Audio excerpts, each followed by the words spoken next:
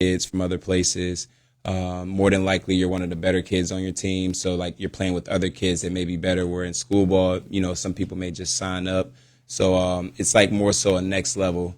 That's what I try to put into my program where, yeah, we're really serious about basketball, but I really try to teach them life and give them other experiences where now, like, we've expanded to Beaver County, Armstrong County. So we got kids from other places coming together under one roof. And now it's like you may be from here, there, or there, but we're all on the same team and we're one now. And those were things I've experienced as a player, playing with guys from different states. And when I got to college, I started playing with guys from different countries. So it was a great experience for me. So those are the things that I value, and I try to really give back to these kids and help them see that there's a greater meaning to all of this. We have watched a lot of our high school basketball players, especially girls players, Yeah. who have gone on to college ball. That maybe in the past that opportunity wouldn't have been there for them had they not played extra ball and an AAU ball and gotten themselves the exposure of being a part of an AAU team, because coaches are there just as much, even more, than they're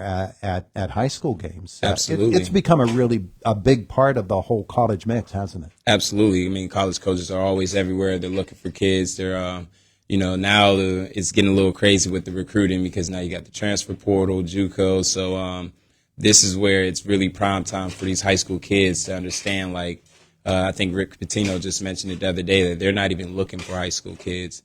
So now it's really prime time for kids to really work on their game and understand that, like, the opportunities are a little bit different right now.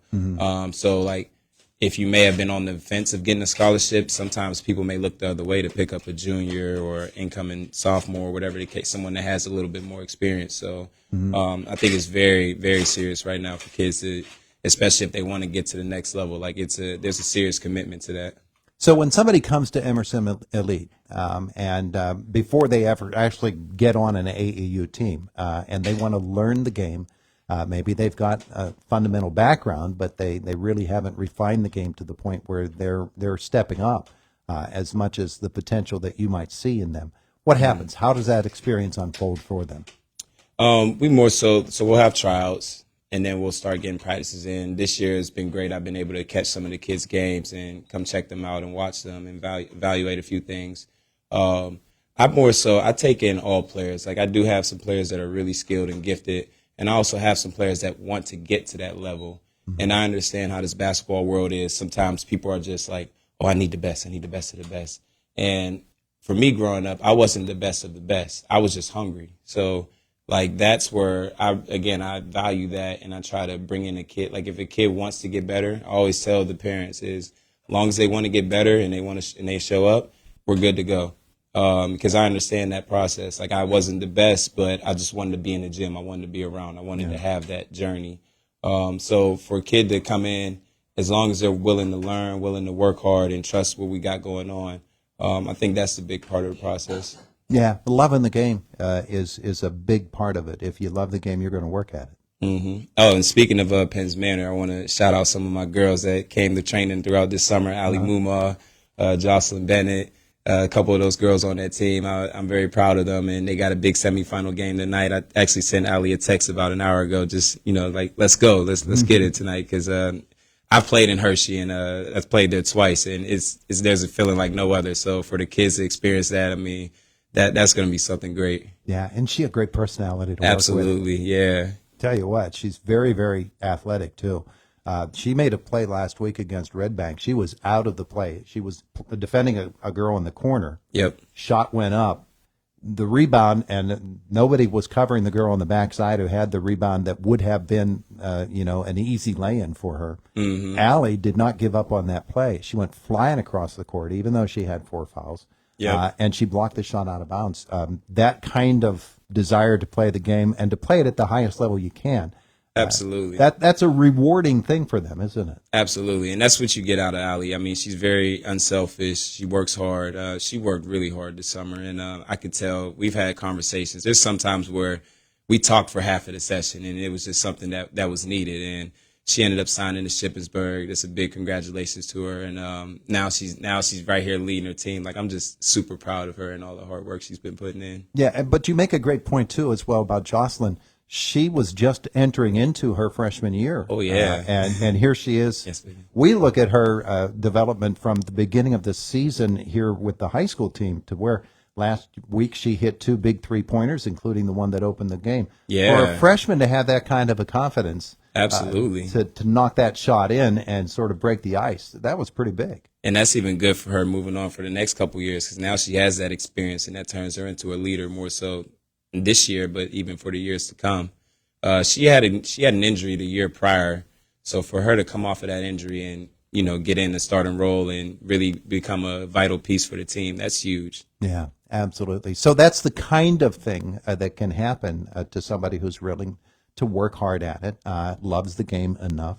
When they get into camp with you and with your group, we should say it's not just you in the group. Yeah, absolutely. You've got others that work with you with Emrsyn Athletics, and so when they get into that setting, it's not long before that AAU season is rolling. I mean, Yeah. they get right at it, don't they? Oh, yeah. I mean, AAU is different. It's very physical, very competitive. You get the refs there. They're probably not making as many calls, which I can care less for. So it's a different experience, and that's why we try to really keep the kids goal-oriented and focused on what the main goal is here. And I always remind them, like, you guys, if you sign up in this program, I'm under the impression that you're here to get better, compete, work hard, and have fun. Mm-hmm. So if that's what the impression is, nothing should get in your way of that. And that's why on the back of this we put no feelings there, just to help the kids understand, like, there are some bumps. You're going to face some bumps in the road, but if you stop and focus on that whenever you're trying to get to your destination, that's going to hinder you and slow you up some. Where, man, if you just shrug that off, it's just another day in the office, whatever. Just shrug it off and keep rolling. You become a more tougher player, more focused player, and also that's how life is going to be as well. Yeah, you're going to learn basketball. You're going to learn a little bit about life too. Mm-hmm. And you get out on the road and you find some situations that are unfamiliar to you, that you're not comfortable with. Learning to find that level of comfortability and be able to function and perform in those areas, that's going to go a long way toward growing you up. Absolutely. Quicker than you would have. Absolutely. Yeah. All right. So if somebody wants to get involved with Emrsyn, what do they need to do? We'll usually have tryouts. We'll have tryouts. I'll post on Facebook, and I just want to give a huge shout out to the Indiana community for just believing in me. And when I post stuff, they're always reposting it. They're sharing and talking with others. And that's pretty much. I mean, we started this a year ago. 3 years ago. And I honestly was trying to just do one team, but someone found out, and it ended up being 4 teams, and I just kind of jumped in the water with it. The next year, I posted tryouts, and like 80 to 100 kids showed up, and I was just like, wow, I was really humbled by it. And so it's more so the community, just the community believing in me, pumping into what I have going on and pumping into my dream, and me being able to give that back. So I usually just host tryouts. We'll evaluate the kids, and we'll go from that. We'll place them in their prospective age group and everything, and then we'll kind of get things rolling from there. Usually it's tryouts. Now, we've talked about girls basketball. We're talking girls and boys? Yes, girls and boys. Girls and boys. And age ranges?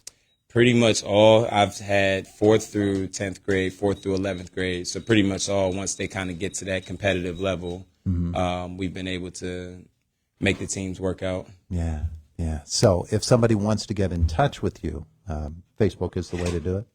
Yeah, Facebook, I need to kind of narrow that down a little better. But, yeah, Facebook, email, I even put my phone number out there as well.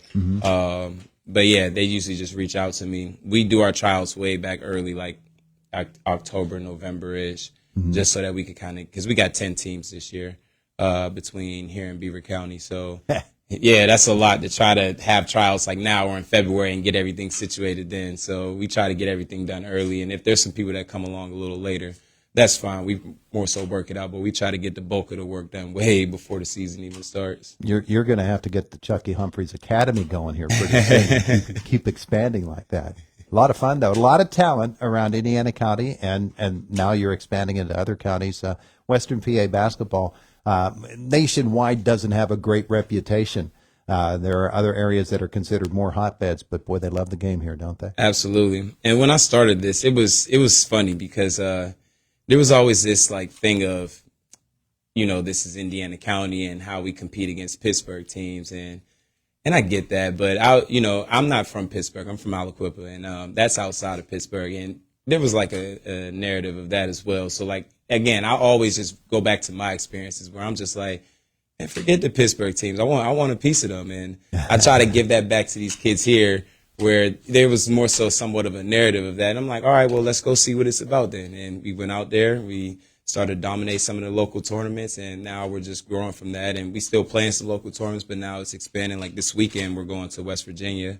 So we'll go there, Maryland, Buffalo, out towards middle of PA at Spooky Nuke.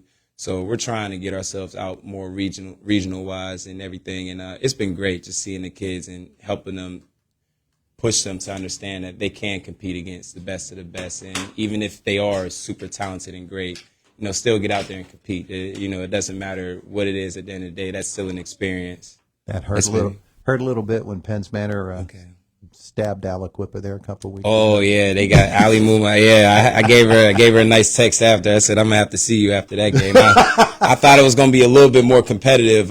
Actually, one of my guys, Tim Twigg, he helps coaches with Emrsyn Elite, and he's from Penns Manor. He coaches on the men's team. He told me to score.